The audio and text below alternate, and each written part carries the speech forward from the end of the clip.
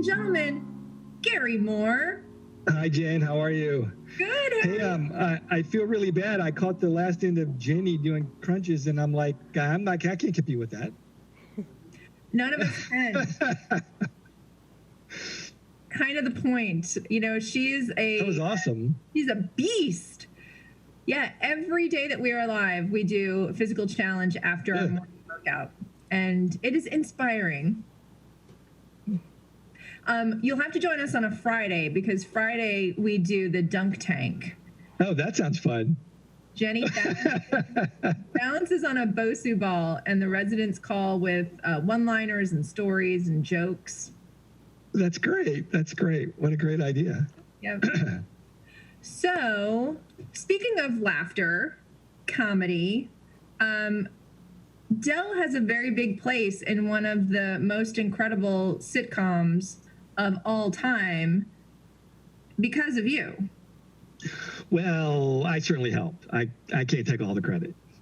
So before we get into that, that's just a little teaser. Okay. Tell us a little bit about what you do at Dell, and then we'll go into that and a little bit into who you are, where you're from. Because sure. You've had an interesting path, Gary. Thank you. And thanks for having me, Jen. I appreciate it. I've been excited about showing up here today. So I've been at Dell a very long time. I stopped counting after, I think, 22 years. So I've been there a while. But what I do right now is I manage product placement for Dell. So I work really hard at trying to take Dell products and put them into TV and film as props or set decoration. And it's a lot of fun. But it's not like you just work hard at it. You're very successful at it. We have a really successful product placement program. I would go so far as to say, in the electronics category, nobody comes anywhere near our program. We almost always lead in category in the most placements in film. And I think for 2020, we're probably going to have some really valid data that says we did that in TV also. So let's go back to the tease from just a moment ago. I guess you're talking about The Big Bang Theory. I sure am.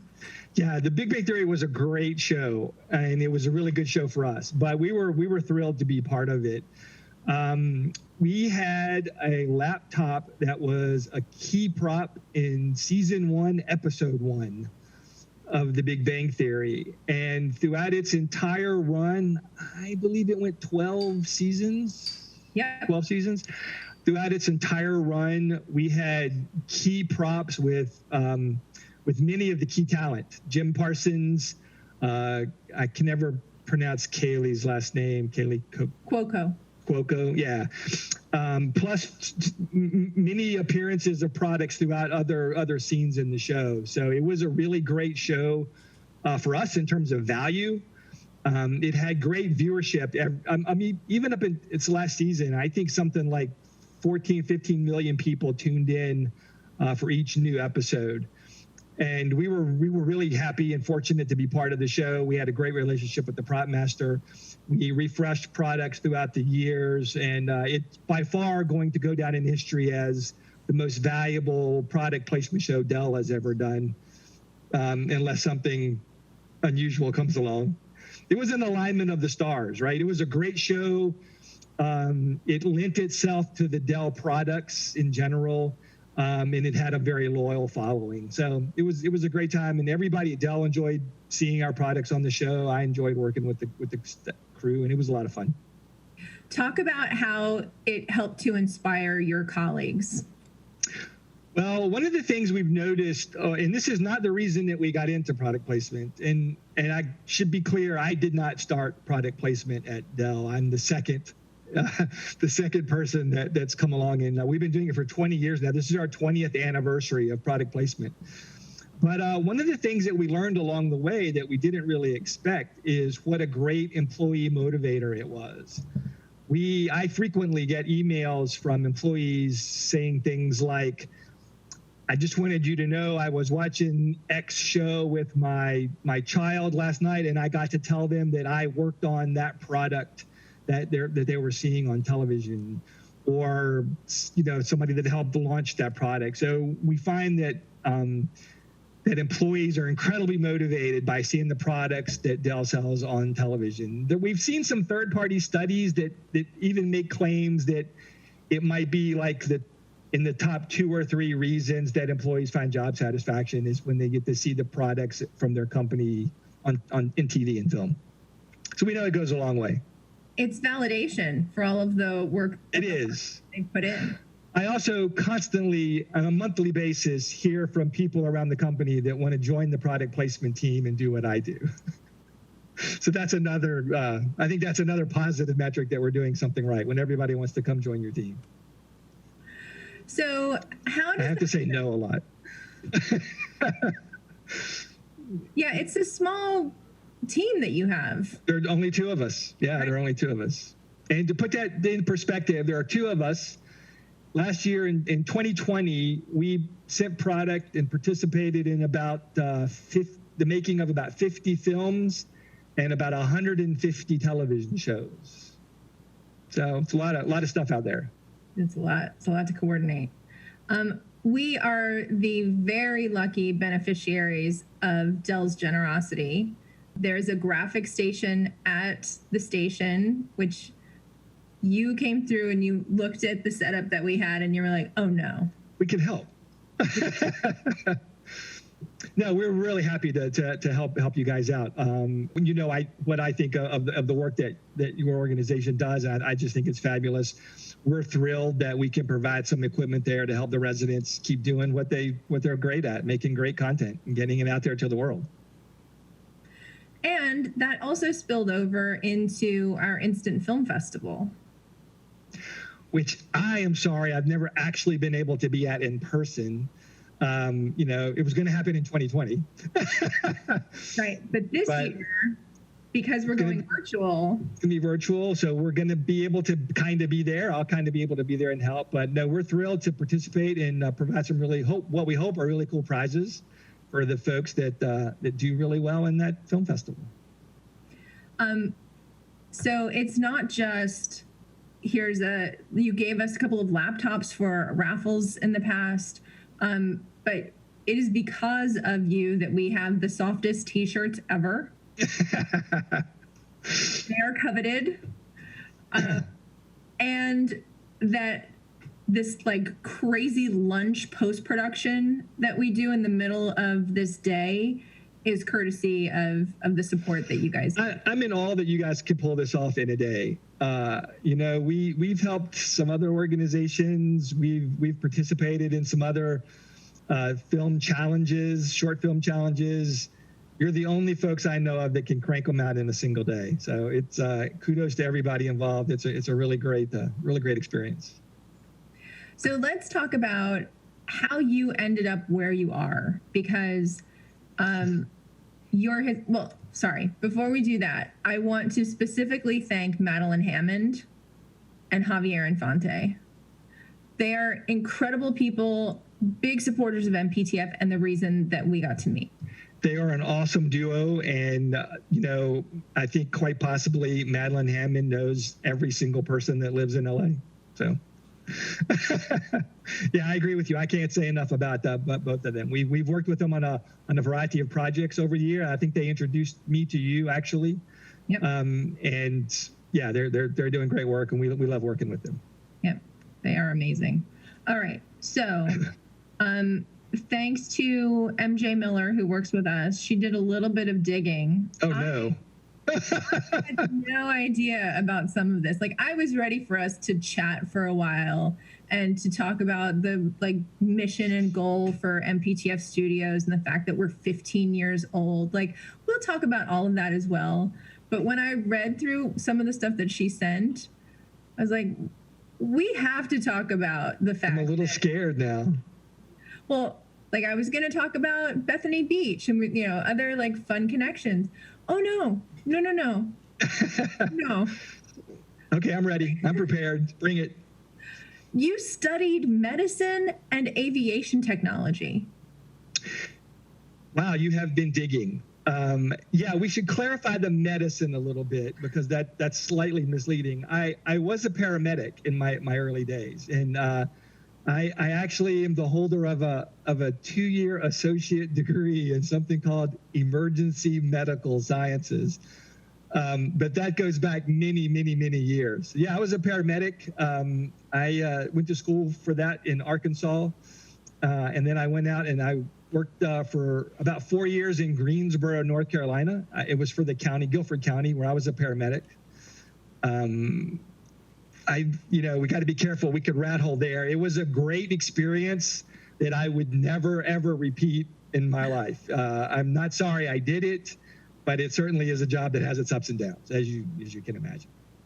So ups and downs then leads you to aviation technology? Yeah. So one day while I was a paramedic, I was driving around in my car running errands or something in Greensboro, and I saw a billboard that said, introductory flight lesson, $20, which tells you how long ago it was that introductory flight lesson was only $20.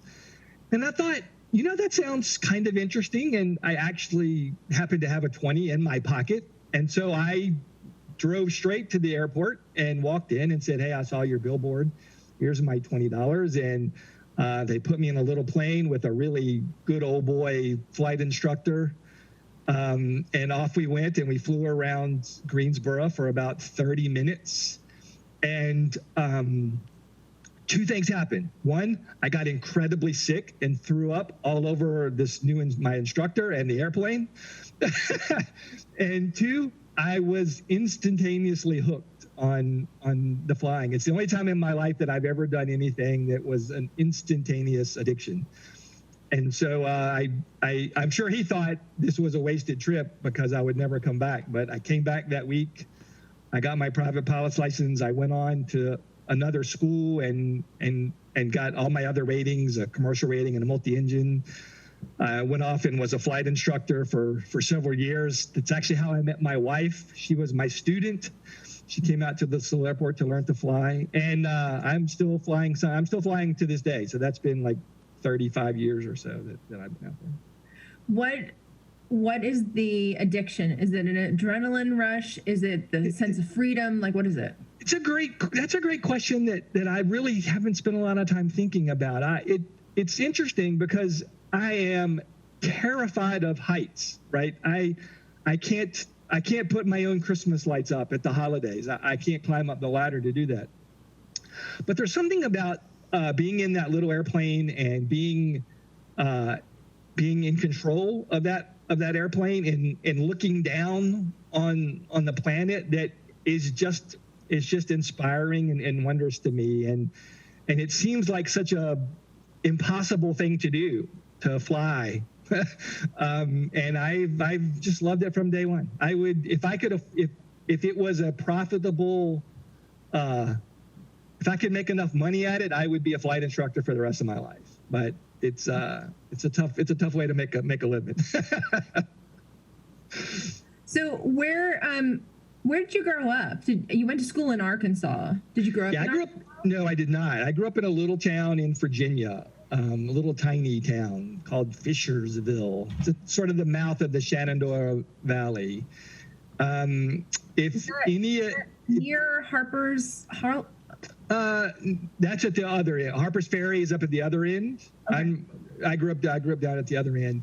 If anybody is familiar with the show The Waltons, Walton's Mountain took place in that. It was a story told in that fictitious town that's just right where I grew up. I grew up at the base of that same mountain. It's actually called Afton Mountain, not Walton's Mountain, but it's where that show was set.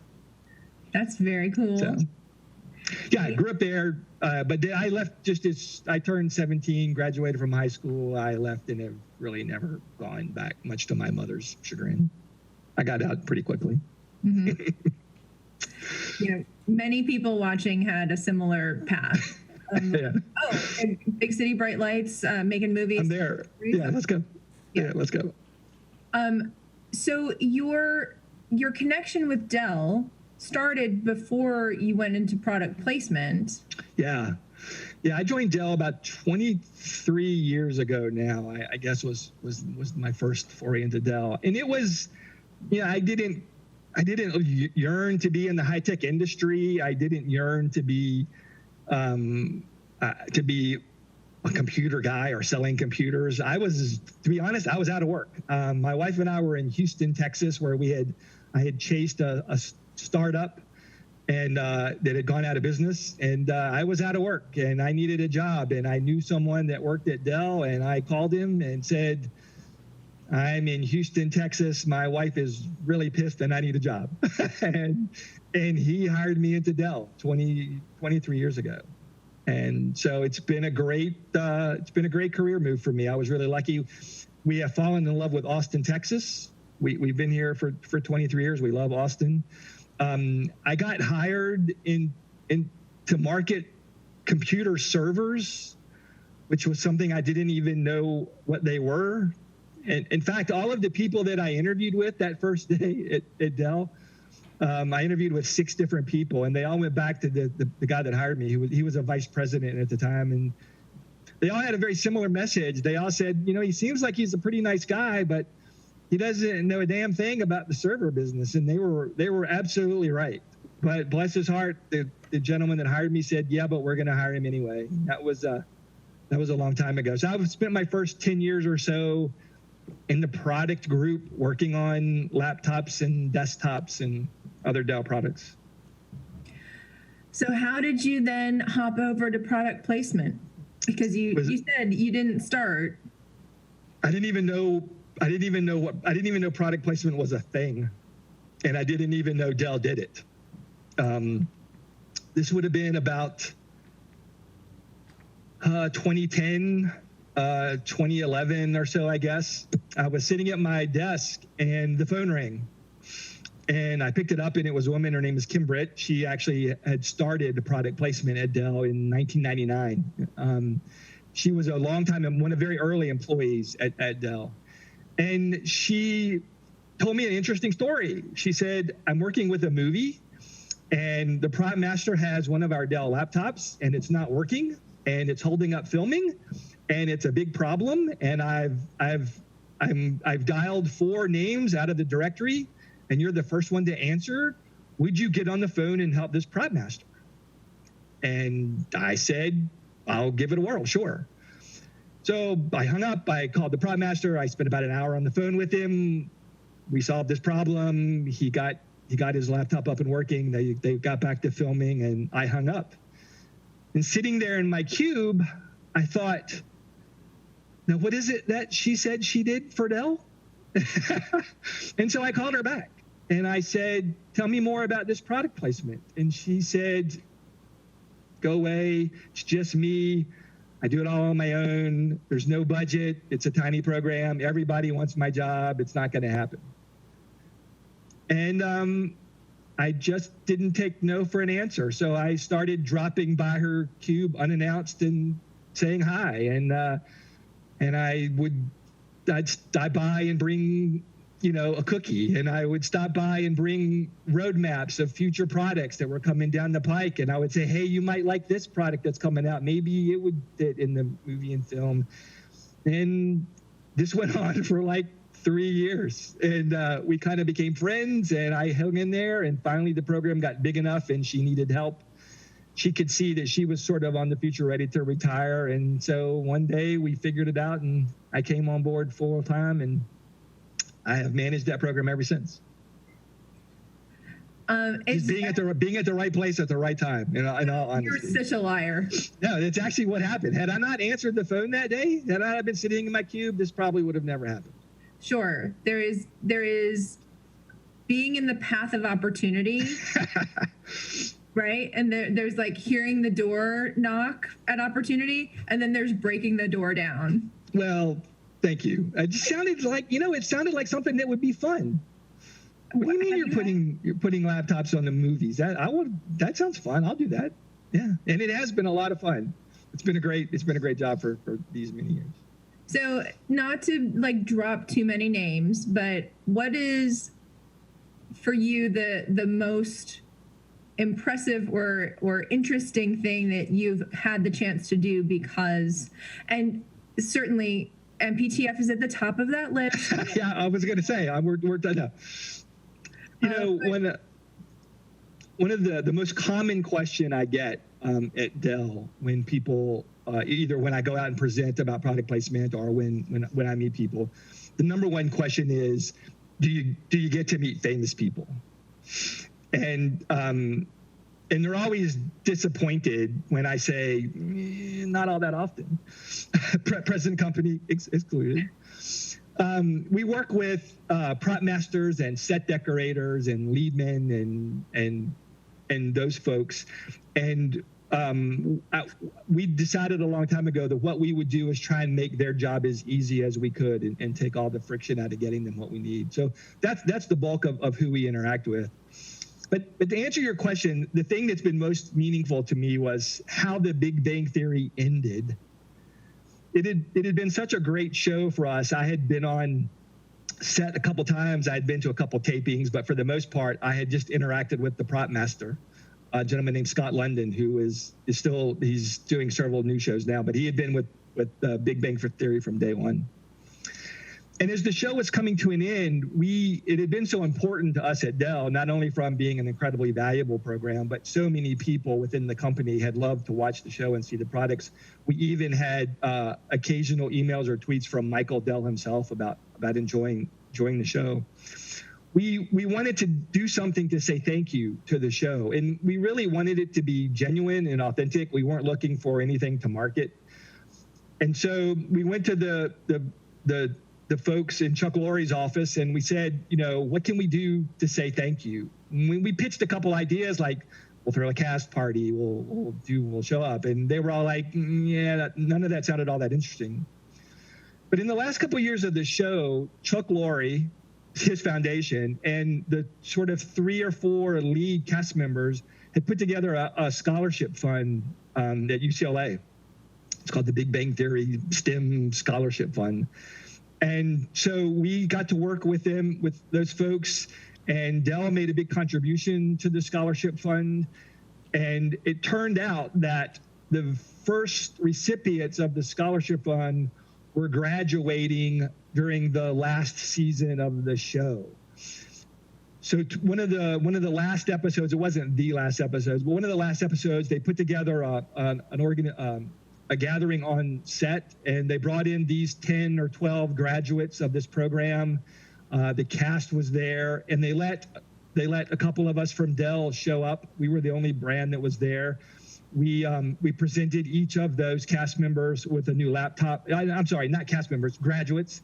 Each of the graduates a new laptop. Thanked them for letting us participate. And it was a really meaningful, it didn't get any real press coverage. It didn't get any real, knowledge about it, but we got to be there and say thanks. And to this day, we continue to give every graduate of that scholarship program a new Dell laptop when they graduate from the program. So that was probably the most meaningful thing that's happened to us in the years that I've been involved. That's awesome. Again, I was joking about, of course, MPTF is the most impressive thing, but it is clear that you have a heart to give, that not only here's our product, but it was when we had the conversation about the Instant Film Festival and about the graphic station, it wasn't how big can the sign that says Dell donated this be? It was always about what way can we enhance the needs and serve what you guys have going on. Yeah, I always feel funny saying this, but we basically just want to give back and say thanks. The industry has been really good to Dell. We don't, product placement at Dell is not a big revenue producing, business, but we get a tremendous amount of visibility from our product placement at Dell. We're in, in 2019, we were in 35 of the top 100 films. So we get a lot of visibility. We get a lot of recognition. We have people email the company and ask where they can get this product that they saw in that movie. So it's really important to the company, this visibility that we get. And we're, I just am always looking for a way to try and say thanks and show our appreciation for that. We don't, it's not a big budget business. We don't spend a lot of money on product placement. It doesn't cost us very much to do that. So the work we do with you guys, the work we do with some of the organizations that Madeline Hammond, you mentioned, is part of, some of these other things, we just want to say thank you. The industry has been so good to us, and we just want to do what we can to help give back. I know that sounds corny, but that's really the truth. No, it means a lot to those of us that are trying to also support people that struggle in the industry, that have, it's a volatile place. If you're working inside the industry, you don't always know where your next job is coming from. You don't know. I believe that, yeah. Well, this is why the work you guys are doing is so important and so great, Yeah, thank you. Thank you. All right.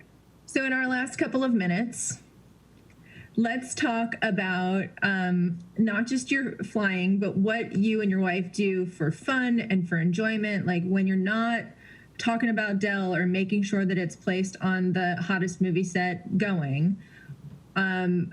I hinted before about Bethany Beach. We figured out early on that, our families vacationed in the same area in the country, which is awesome.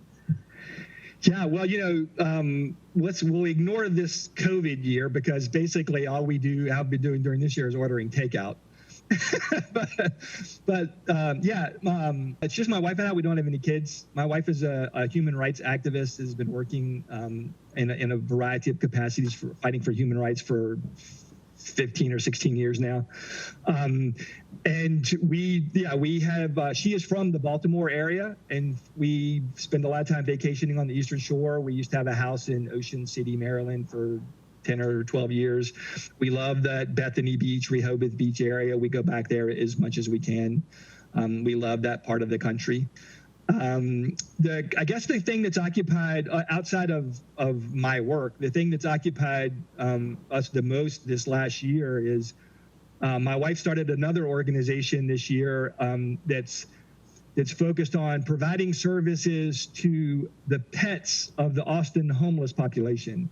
So there's a lot of great organizations in Austin that are helping the homeless, doing their best to help the homeless population in Austin, but nobody was looking after the dogs, and it turned out there were a lot of them. So she started an organization called Coats for Canines, and so we've been spending a lot of time providing dog food and coats to that population in Austin. So that's taken up a lot of our time this last year. I can't understand why you would have been attracted to this woman. Yeah, well, it's funny. I mentioned early on that she was my flight student, and unfortunately, she never finished learning to fly because she got involved with a flight instructor who was making hardly any money, and there was never enough money for her to actually pay to finish that flying. But we do she will fly with me. We go for the famous $100 hamburger, where on an afternoon we'll fly someplace and grab a burger and come home. That's been curtailed this last year too, given the COVID thing. But we enjoy ourselves. We do the best we can with what we can, and we're having a good time. And Austin is such an incredible city. We love Austin. We weren't thrilled with the prospect of moving to Texas from the East Coast back 25 years ago. But we have fallen in love with Austin. We would like to find a way we hope we can stay here. Austin is growing and changing. The classic Austin joke is how many Austinites does it take to change a light bulb? And the answer is 5. 4 to actually change that light bulb, but 1 to tell you things were a whole lot better in the 70s. But we love the town, and we're having a good time here. It's the capital, which it is the capital. Yeah. And we want to be careful about not diving into politics, but sure. Austin is an interesting city in an interesting state. Keep Austin weird, right? Isn't that the keep Austin weird is the statement? Yeah. Yes. Yeah. And you have one of my favorite food places in Austin ever. We fortunately have one in Los Angeles now, but you got a Voodoo Donuts. We do. I think it came here from you, though. I believe, didn't it? No, that was there first. Oh, did it go the other way around? Yeah, Voodoo Donuts is a big. Yeah, it's It's a donut with crazy toppings on it. How can it be bad? Yeah, it's amazing. So we have a couple minutes left, and I want to ask you the questions that we ask everybody who joins us. Okay. Creative Chaos. These are really hard, so and I'm going to give you a caveat as well. So what we started asking everybody almost a year ago. We've been doing this live broadcast since St. Patrick's Day 2020. Wow. So we started the pandemic movie list. Like, what is it that you have to see this movie? We added on to that, because we're the Motion Picture and Television Fund. What's your favorite TV series? You are not allowed to say Big Bang Theory. Okay, that's fair. I wouldn't, but yes. I'm just in case that's fair. That's fair. Out somewhere, I've taken that option away. Okay. And then we've added in 2021, what is your favorite genre and or director? So first, favorite film. Oh, favorite film. You know, I always hate this question, and it's such a common one. And my answer sounds so cliche and pat, but my favorite film was The Godfather. I know that's such a guy thing to say, but it has to be, that has to be my answer there. My response to you will be, your favorite film is your favorite film. I know. But that one seems a little cliche. It's absolutely made our list already. I'm sure. Do you know who the screenwriter Billy Ray is? I do not. Well, if you saw Comey Rule or Rule, he's got a lot of great credits. He's been on with us several times, and we asked him this question, and he said, "I'm coming back, and I'm coming back with my list of 100 best." And he's got it. That's easier. I think that would be easier than one. Yeah. Yeah. And we took a whole hour, and he justified like every single one of them. And then we had a heated debate at the end about which movies absolutely need to be on the list. And it was amazing. But that's a debate that needs to happen over drinks. Yeah. Yeah. Godfather, very high on Billy. I'm sure. Okay, over to your favorite TV series. That's also hard. As you can imagine, given what I do for a living, I watch a lot of television. Mm-hmm. But I would have to say my all-time favorite show would have to have been The Wire that was on HBO. I will still argue to this day that that's the best television that's ever been done, although there are some good competitors out there. But that's my all-time favorite. The Wire, if we had the list all put together, The Wire would be bold, underlined, highlighted, the number of people that say The Wire. Really? Oh, yeah. I will say, though, that my wife and I are currently in the middle of binging Succession, and it's right up there. I've heard good things. It's way up there, yeah. We interviewed Tahir Rahim, who is in the Mauritanian right now, and he's French. Yeah. Speaks several languages. I was ready for some wild series we'd never heard of, and he was like, The Wire. Yeah. The Wire is my favorite television show. I feel like I live in Baltimore now. I know. Well, but my wife did not watch that with me because it was just too violent for her. So I don't know that her being from Baltimore influenced that at all. But it was just an excellent show. Mm-hmm. It really was. All right, now we're on to genre. I am going to say something quickly to the crew. If that was a telephone call, go ahead and pick it up and see what they're wanting to share and text me and let's see what we can do. But we are so close to out of time. Favorite genre and or director? So genre is going to have to be science fiction. I've always been a big science fiction nerd, big science fiction fan. I don't know that tracks with my favorite director, but right now I can't pronounce his name, but Taika Waititi. Oh yeah. I got to say he's currently my favorite. I loved his role in Jojo Rabbit. I thought that was a great role, not necessarily for his director, but I love the movies he directs. He's got a really great thing, and Madeline and I can share a great story about him being on stage at the Contenders. So yeah, he's currently my favorite. I have to say he's right up there. All right, so tell us a little bit about the contenders and that story, and then because I know I don't know that I should do that. I think it's a great story, but I'm not sure I should. I'm not sure I should repeat that without clearance. You got it, no problem. What is your hope? Like, we're celebrating our 100th anniversary at MPTF. Yes, that's fascinating. Congratulations. That's just huge. It's a big deal. Huge. And it's a hard thing to balance. Like, it should be a wonderful time and huge celebration. But, you know, COVID. It's also the 15th anniversary of MPTF Studios. Also cool. And the 5th year for the Instant Film Festival. So, with that as kind of I've set the table, what would be your goal for the collaboration that we have with Dell? That's a great question. I hope that it will be in place on the 10th film festival and the 20th in studio and the 105th. I hope we're still doing this. I hope I come back to visit you. I hope we're still able to help you both with equipment and the occasional funds with what you do. We think you guys are doing great work. We love being a part of it. Let's just hope that we get past this COVID thing and we all get back to doing what we love. And I'm sure we'll find new opportunities to work together. Yeah. So Instant Film Festival happening in May. Yes. As a full celebration of the 15th anniversary of MPTF Studios. Because the Oscars are in April, we try and wait until after the Oscars. So we're finding the date. We're going to zero in on that. And then our hope is you're with us virtually to help announce. We'll be there virtually. There'll be Dell laptops as prizes. And I hope the T-shirts are another big hit. No doubt they will be. Okay. Gary, thanks so much for taking the time. Thank you. This has been a lot of fun. I hope everybody enjoyed it. Thanks for having me. I really appreciate it. It's been a lot of fun. Got it. Thank you. All right. See you. Thanks, everybody. Bye.